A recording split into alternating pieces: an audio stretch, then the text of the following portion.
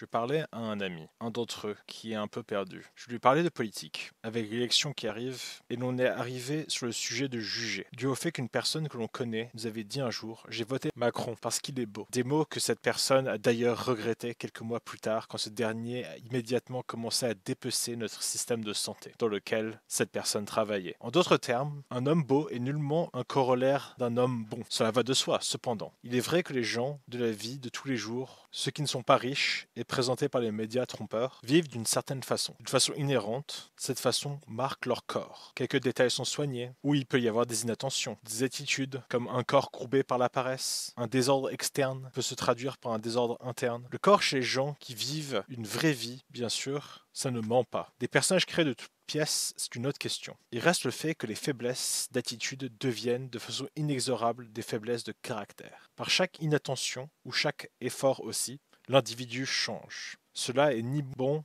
ni mauvais. Résister à ses instincts ou ses passions est, dans une vaste majorité des cas, une bonne chose. Ou succomber à ses addictions en est une mauvaise. L'attention est pour ainsi dire, comme toute ressource physique ou mentale limitée. Un manquement local doit se traduire par un choix dans une stratégie globale fonctionnelle. Un même trait peut être un bon signe ou un mauvais signe. Une apparence soignée peut être un signe de rigueur inhérente de la part de la personne ou une façade factice. Un mirage creux qui existe pour leurrer. Pour juger, il faut des faits, établir la vérité de la situation. Il faut comprendre plusieurs ensembles de données, identifier les décalages, trouver ce qui explique ces décalages et finalement en trouver les anomalies, les incohérences, les incompétences et dans le pire des cas, les malices qui nous ont induits en erreur. Dans ce travail, le corps ne ment pas, il parle, il agit. Il s'agit juste de l'observer et de le comprendre. L'on porte ces mauvaises décisions sur nos corps et nos visages. En effet, si l'on ne s'occupe pas de soi, pourquoi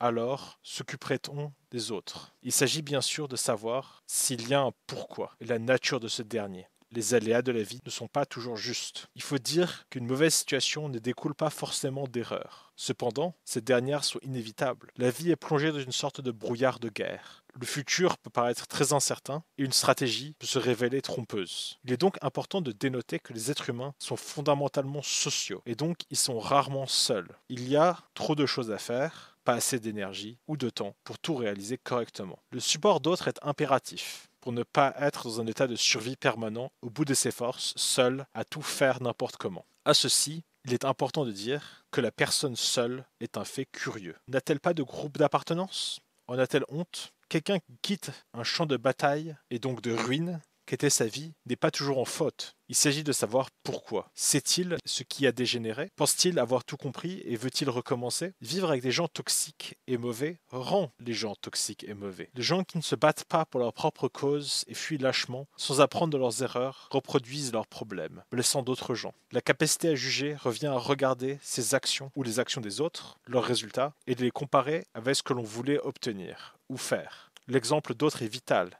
Personne n'a le temps de réaliser tous les processus rétrocorrectifs pour faire tous les choix de la vie. Comprendre les séquences, les causes et les conséquences de ces dernières et comment elles apparaissent de façon récurrente dans la vie est une chose très importante pour construire la sienne. Le vertueux est toute chose qui conduit à des buts louables, pour soi et pour les siens, de grandir, comprendre et avoir du bonheur, dénué de toute addiction. Les adversités de la vie sont trop nombreuses si l'on est petit, faible et ignorant, ou épris de passion ou d'addiction. De bien faire les choses, c'est de juger combien il nous en faut pour vivre sans tracas. Il nous faut aussi prendre en compte et comprendre quand une personne court à sa perte, surtout quand cela est par un piège d'ignorance ou par la malice d'un autre. Ici, l'intelligence est reine, permettant, par le biais de la connaissance et de la logique, de déduire le futur. L'expérience, sa sœur aînée, d'avoir vu, par le biais de ses yeux ou ceux d'un autre, des séquences d'événements similaires est fort utile pour prédire le futur aussi. Juger, ce n'est pas l'action de commère, dénuée de tout sens, qui se venge sur des gens qui ne comprennent pas de par leurs paroles. C'est le fait d'analyser le réel pour en tirer la vérité.